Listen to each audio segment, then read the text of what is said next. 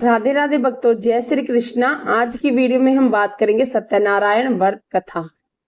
सत्यनारायण व्रत की कथा की सामग्री: केले के खंभे, पंच पलवल, कलश, पंच रतन, चावल, कपूर, धूप, पुष्पों की माला, श्रीफल, श्रीतुफल, अंग वस्त्र, नवेद, कलावा, आम के पत्ते, वस्त्र, गुलाब के फूल, दीप, तुलसी दल, पान, पंचामृत में दूध, दही, घृत, शहद और शक्कर, केसर, चौकी। पूजा विधि: व्रत करने वाला पूर्णिमा के दिन स्नान आदि से निवृत्त होकर पूजा स्थान में आसन पर बैठकर श्रद्धा पूर्ण श्री गणेश, गौरी, वरुण, विष्णु आदि सब देवताओं का ध्यान करके पूजन करे। संकल्प करे कि मैं सत्यनारायण स्वामी का पूजन तथा कथा श्रवण सदैव करूंगा। पुष्प हाथ में लेकर नारायण का ध्यान करे। यज्ञोपवीत पुष्प, धूप, नवेद आदि से युक्त होकर स्तुति करे। हे भगवान, मैंने श्रद्धा पूर्वक फल, जल आदि सब सामग्री आपको अर्पण की है, इसे स्वीकार कीजिए। मेरा आपको बारंबार नमस्कार है। इसके बाद सत्यनारायण जी की कथा पढ़े और स्मरण करे। श्री सत्यनारायण व्रत कथा। पहला अध्याय। एक समय निमिषारण्य तीर्थ में शोकन आदि 88,000 ऋषियों ने श्री सूत जी से पूछा, हे प्रभु, इस कलयुग में वेद विद्या रहित मनुष्यों को प्रभु भक्ति किस प्रकार मिलेगी और उसका उद्धार कैसे होगा?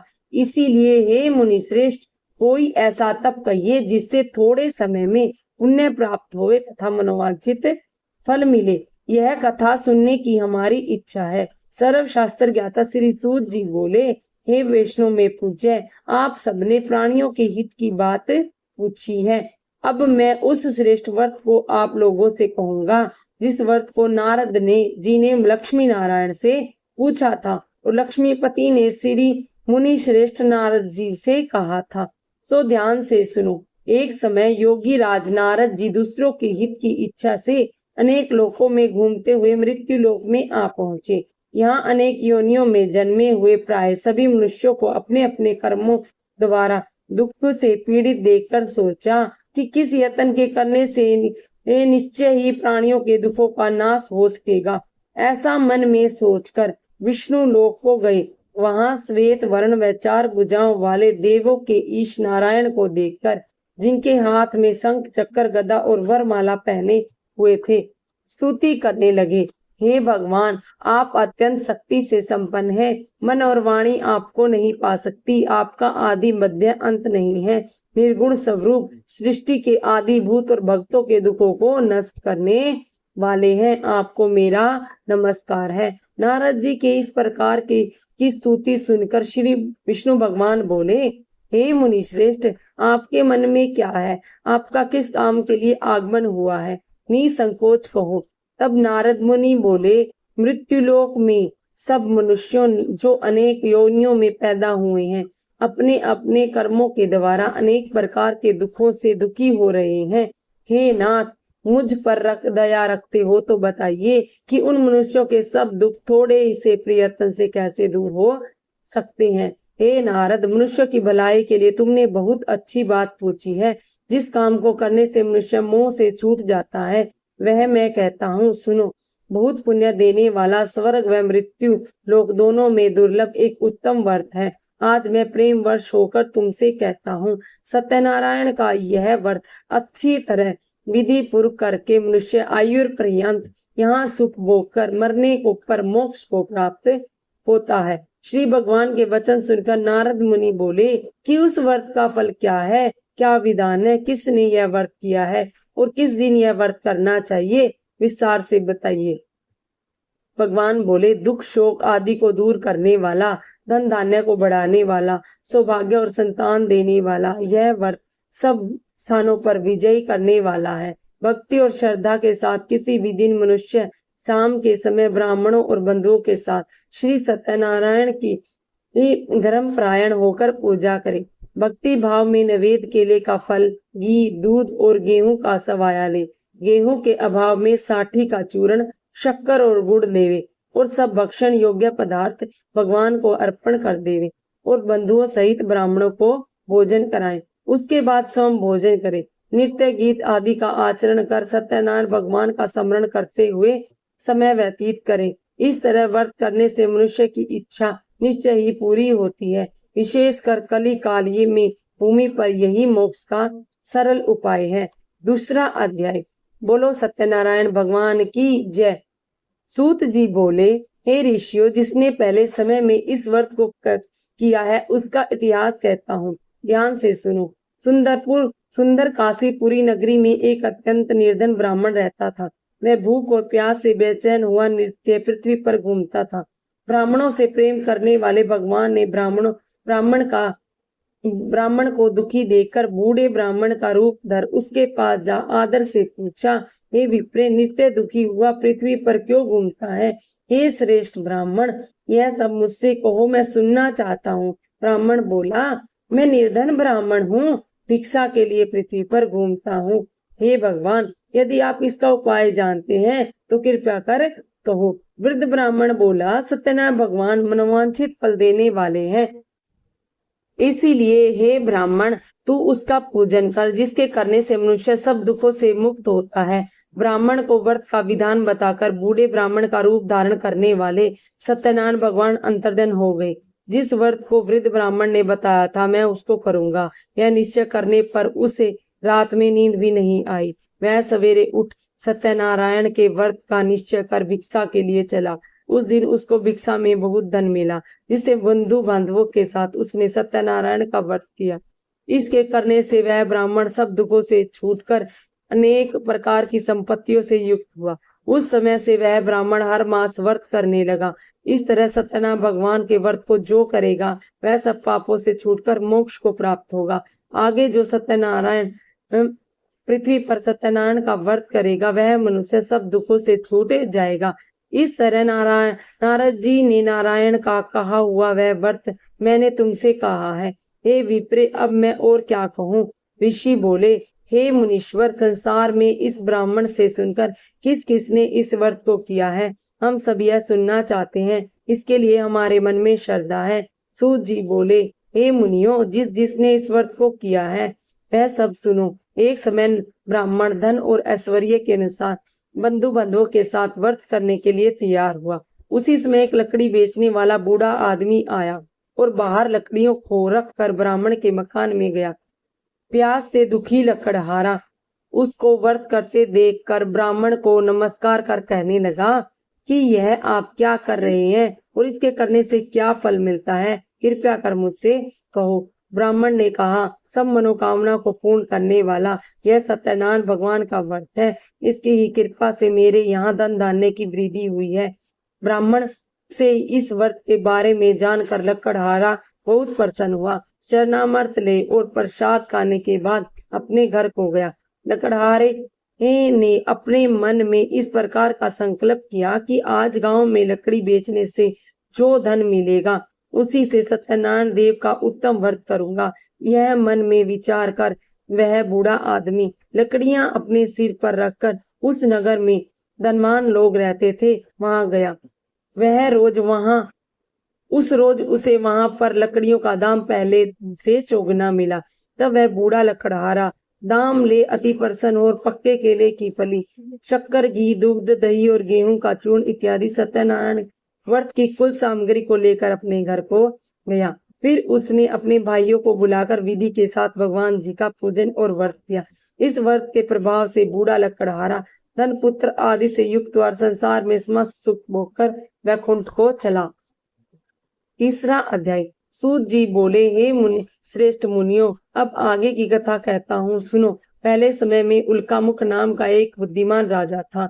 वह सत्यवक्ता और जितेंद्रिय था। प्रतिदिन देवस्थानों पर जाता और गरीबों को धन देकर उसके कष्टों को दूर करता था। उसकी पत्नी कमल के समान मुख वाली और सती साध्वी थी। भद्रासी नदी के तट पर उन दोनों ने श्री सत्यनारायण का व्रत किया। उस व्रत समय में वहां एक साधु वेश्या आया। उसके पास व्यापार के लिए बहुत सा धन था। वह नाव को किनारे पर ठहरा कर राजा के पास जा आ बोला। राजा को व्रत करते देख विनय के साथ पूछने लगा, हे राजन, भक्ति युक्त चित्त से आप क्या कर रहे हैं? मेरी सुनने की इच्छा है, सो आप मुझे बताइए। राजा बोला, हे साधु, अपने बांधवों के साथ पुत्र आदि की प्राप्ति के लिए महान शक्तिवान श्री सत्यनारायण का व्रत व पूजन किया जा रहा है। राजा के वचन सुनकर साधु आदर से बोला, हे राजन, मुझसे इसका सारा विधान बता कहो, मैं भी आपके कथा अनुसार इस व्रत को करूंगा। मेरे भी कोई संतान नहीं है और इससे निश्चय ही होगी। राजा से सब विधान सुनकर व्यापार से निवृत्त हो वह आनंद के साथ घर गया। साधु ने अपनी पत्नी से संतान देने वाले इस व्रत का समाचार सुनाया और कहा कि जब मेरे संतान होगी तो मैं इस व्रत को करूंगा। एक दिन उसकी पति लीलावती पति के साथ आनंदित हो संसारिक धर्म में प्रवृत्त होकर सत्यनारायण भगवान की कृपा से गर्भवती हो गई। 10वें महीने उसने एक सुंदर कन्या को जन्म दिया। दिनों दिन वह इस तरह बढ़ने लगी जैसे शुक्ल पक्ष का चंद्रमा बढ़ता है। कन्या का नाम कलावती रखा गया। जब लीलावती ने अपने पति से कहा आपने संकल्प किया था कि भगवान का व्रत करूंगा, अब आप उसे करिए। साधु बोला, हे विप्रे, इसके विवाह पर करूंगा। इस प्रकार अपनी पत्नी को आश्वासन दे वह नगर में को गया। कलावती पितृगृह में वृद्धि को प्राप्त हुई। साधु ने जब नगर में सखियों के साथ अपनी पुत्री को देखा तो तुरंत दूत बुलाकर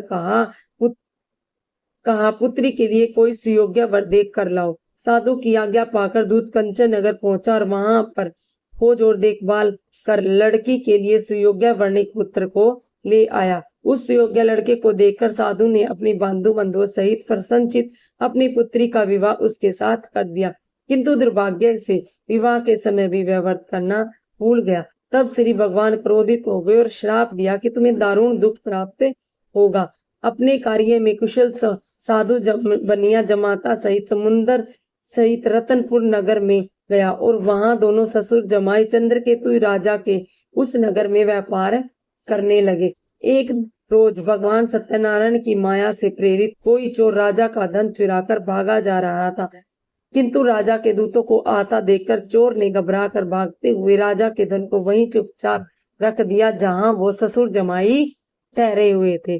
जब दूतों ने उस साधु वेश्या के पास राजा के धन को देखा तो वे दोनों को बांधकर ले गए और राजा से बोले कि यह दो चोर हम पकड़ कर लाए हैं। तब राजा की आज्ञा से उसे कठोर कारावास में डाल दिया और उसका सारा धन छीन लिया। सत्यनारायण भगवान के श्राप से उसकी पत्नी भी घर में बहुत दुखी हुई। उसके घर पर जो धन रखा था चोर चुरा ले गए।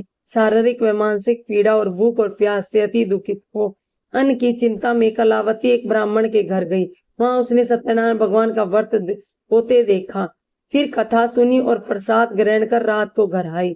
माता ने कलावती से कहा, हे पुत्री, अब तक कहाँ थी? कलावती बोली, हे माता, मैंने एक ब्राह्मण के घर श्री सत्यनारायण भगवान का व्रत देखा है। कन्या के वचन सुनकर लीलावती भगवान के पूजन की तैयारियां करने लगी। लीलावती ने परिवार और बंधुओं सहित श्री सत्यनारायण का पूजन किया और वर मांगा कि मेरे पति और दामाद शीघ्र आ जाए। साथ ही प्रार्थना की कि हम सबका अपराध क्षमा करो। सत्यनारायण भगवान इस व्रत से संतुष्ट हो गए और राजा चंद्रकेतु को स्वप्न में दर्शन देकर कहा कि हे राजन, दोनों वेश्यों को प्रातः ही छोड़ दो। तेरा सारा धन जो तुमने ग्रहण किया है उन्हें दे दो, नहीं तो तुम्हारा धन, राज्य, पुत्र आदि सब नष्ट कर दूंगा। राजा से ऐसे वचन कहकर भगवान अंतर्ध्यान हो गए। प्रातः काल राजा चंद्रकेतु ने सभा में अपना स्वप्न सुनाया। फिर दोनों वर्णिक पुत्रों को कैद से मुक्त कर सभा में बुलाया। दोनों ने आते ही राजा को नमस्कार किया। राजा मीठे वचनों से बोला, हे महानुभावों, भावीवश ऐसा दुख प्राप्त हुआ है, अब तुम्हें कोई भय नहीं है। ऐसा कहकर राजा ने उनको नए नए वस्त्र आभूषण पहनाए और जितना धन लिया था उसे दुगना धन देकर आदर सहित विदा किया। दोनों वेश्या अपने घर को चल दिए। बोलो सत्यनारायण भगवान की जय। चौथा अध्याय। सूत जी बोले, वेश्यों ने मंगलाचार करके यात्रा आरंभ की और अपने नगर को चला। उसके थोड़ी ही दूर निकलने पर दंडी वेशधारी सत्यनारायण भगवान ने उनसे पूछा कि तेरी नाव में क्या है? अभिमानिक वर्णिक हंसता हुआ बोला, हे दंडी, आप क्यों पूछते हो? क्या धन लेने की इच्छा है? मेरी नाव में तो बेल पत्ते भरे हैं। वेश्यों का कठोर वचन सुनकर भगवान ने कहा, तुम्हारा वचन सत्य हो। दंडी ऐसा कहकर वहां से दूर चले गए और कुछ दूर जाकर समुद्र के किनारे बैठ गए। दंडी के जाने पर वेश्यों ने नृत्य क्रिया करने के बाद नाव को ऊंची उठी देखकर अचंभा किया और नाव में बेल और पत्ते आदि देखकर मूर्छित हो जमीन पर गिर पड़े। फिर मूर्छा खुलने पर अत्यंत शोक प्रकट करने लगे। तब उसका दामाद बोला कि आप शोक न करें, यह दंडी का श्राप है, अतः आप उसकी शरण में चलना चाहिए, तभी हमारी मनोकामनाएं पूर्ण होगी। दामाद के वचन सुनकर वह दंडी के पास पहुंचा और अत्यंत भक्ति भाव से नमस्कार कर बोला, मैंने आपसे जो असत्य वचन कहे थे उसको क्षमा करो। ऐसा कहकर महान शोकातुर हो रोने लगा। तब दंडी भगवान बोले, हे वर्णिक पुत्र, मेरी आज्ञा से तुम्हें बार बार दुख प्राप्त हुआ है, तू मेरी पूजा से विमुख है। साधु बोला, हे भगवान, आपकी माया से मोहित ब्राह्मण आदि भी आपके रूप को नहीं जानते, तब मैं अज्ञानी कैसे जान सकता हूँ। आप प्रसन्न होइए, मैं सामर्थ्य के अनुसार आपकी पूजा करूंगा, मेरी रक्षा करो। पहले के समान नौका में धन भर दो। उसके भक्ति युक्त वचन सुनकर भगवान प्रसन्न हो उसकी इच्छा अनुसार वर देकर अंतर्धन हो गए। तब उन्होंने नाव पर आकर देखा तो धन से परिपूर्ण थी। फिर वह भगवान सत्यनारायण का पूजन कर साथियों सहित नगर को चला। जब अपने नगर के निकट पहुंचा तब दूत को घर भेजा। दूत ने साधु के घर जा उसकी पत्नी को नमस्कार कर कहा कि साधु अपने दामाद सहित इस नगर के समीप आ गए हैं। ऐसा सुनकर साधु की पत्नी ने बड़े हर्ष के साथ सत्यदेव का पूजन कर पुत्री से कहा, मैं अपने पति के दर्शन को जाती हूँ, तू कार्य पूर्ण कर शीघ्र आ। माता के ऐसे वचन सुनकर कलावती प्रसाद छोड़कर पति के घर आई। प्रसाद की अवज्ञा के कारण सत्यदेव ने रुष्ट हो उसके पति को नाव सहित पानी में डुबो दिया। कलावती अपने पति को न देखकर रोती हुई जमीन पर गिर पड़ी। इस तरह नौका को डूबा हुआ और कन्या को रोता हुआ देखकर साधु दुखी हुआ और बोला, हे प्रभु, मुझसे और मेरे परिवार से जो भूल हुई है उसे क्षमा करो। उसके दीन वचन को सुनकर भगवान सत्यदेव प्रसन्न हो गए और आकाशवाणी हुई कि हे साधु, तेरी कन्या मेरे प्रसाद को छोड़कर आई है, इसीलिए इसका प्रति अदृश्य हुआ है। यदि यह घर जाकर प्रसाद खाकर लौटे तो पति अवश्य मिलेगा। ऐसी आकाशवाणी सुनकर कलावती ने घर पहुंचकर प्रसाद खाया, फिर आकर पति के दर्शन किए। तत्पश्चात साधु ने बंधु बांधवों सहित सत्यदेव का विधि पूर्वक पूजन किया। उस दिन से वह पूर्णिमा को सत्यनारायण का व्रत करने लगा। फिर इस लोक का सुख भोगकर अंत में स्वर्लोक को गया। बोलो सत्यनारायण भगवान की जय। 5वां अध्याय। सूत जी बोले, हे ऋषियों, मैं और भी कथा कहता हूँ, सुनो। प्रजापाल में लिंग तुंग ध्वज नाम का एक राजा था। उसने भी भगवान का प्रसाद त्याग कर बहुत दुख पाया। एक समय वन में जाकर वन्य पशुओं को मारकर बड़ के पेड़ के नीचे आया। वहां उसने ग्वालों को भक्ति भाव से बंधुओं सहित सत्यनारायण का पूजन करते देखा। राजा देखकर विमान बस वहां नहीं गया और ने ही नमस्कार किया। जब ग्वालों ने भगवान का प्रसाद उसके सामने रखा तो प्रसाद त्याग कर अपनी सुंदर नगरी को चला। वहां उसने अपना सब कुछ नष्ट पाया तो वह जान गया कि यह सब भगवान ने किया है। तब वह ग्वालों के समीप गया और विधि पूर्वक पूजन कर प्रसाद खाया तो सत्यदेव की कृपा से पहले जैसा ही था वैसा ही हो गया। फिर दीर्घ काल तक सुख भोग कर मरने पर स्वर्लोक को गया। जो मनुष्य इस परम दुर्लभ व्रत को करेगा, भगवान की कृपा से उससे धन धान्य की प्राप्ति होगी। निर्धन धनी और बंदी बंधन से मुक्त होकर निर्भय हो जाता है। संतानहीनों को संतान प्राप्त होती है। सब मनोरथ पूर्ण होकर अंत में वैकुंठ धाम को जाता है। जिन्होंने पहले इस व्रत को किया है उसके दूसरे जन्म की कथा कहता हूँ। वृद्ध संतानंद ब्राह्मण ने सुदामा का जन्म लेकर मोक्ष पाया। उल्कामुख नाम का राजा दशरथ होकर वैकुंठ को प्राप्त। साधु नाम के वेश्या ने मोर ध्वज बनकर अपने पुत्र को आरे से चीरकर मोक्ष को प्राप्त किया। महाराज तुंगध्वज ने स्वयंभू होकर भगवान में भक्ति युक्त कर्म कर मोक्ष प्राप्त किया। बोलो सत्यनारायण भगवान की जय। आरती श्री सत्यनारायण भगवान की। जय लक्ष्मी रमणा, जय लक्ष्मी रमणा, सत्यनारायण स्वामी जनपातक हरिण। ओम जय लक्ष्मी रमण, रतन जड़ित सिंहासन, अद्भुत छवि राजे, नारद करत निरंतर, घंटा ध्वनि बाजे। ओम न प्रकट भये कली कारण, द्विज को दर्श दियो। बूढ़ो ब्राह्मण बन के कंचन महल कियो। दुर्बल भील कराल जिन पर कृपा करी, चंद्रचूड़ एक राजा तिनकी विपत्ति हरी। वेश मनोरथ पायो शरदा तज दीनी, सो फल भोगे प्रभु जी फिर स्तुति कीनी। भक्ति भाव के कारण चिन चिन रूप धरियो, शरदा धारण कीनी तिनके काज सरियो। ग्वाल बाल संग राजा वन में भक्ति करी, मनोवांछित फल दीनो दीन दयाल हरि। चढ़त प्रसाद सवाय कदली फल मेवो, धूप दीप तुलसी से राजी सतदेव। श्री सत्यनारायण जी की आरती जो कोई जन गावे, कहत शिवानंद स्वामी मनोवांछित फल पावे। बोलो सत्यनारायण भगवान की जय। राधे राधे भक्तों, जय श्री कृष्णा, हर हर महादेव।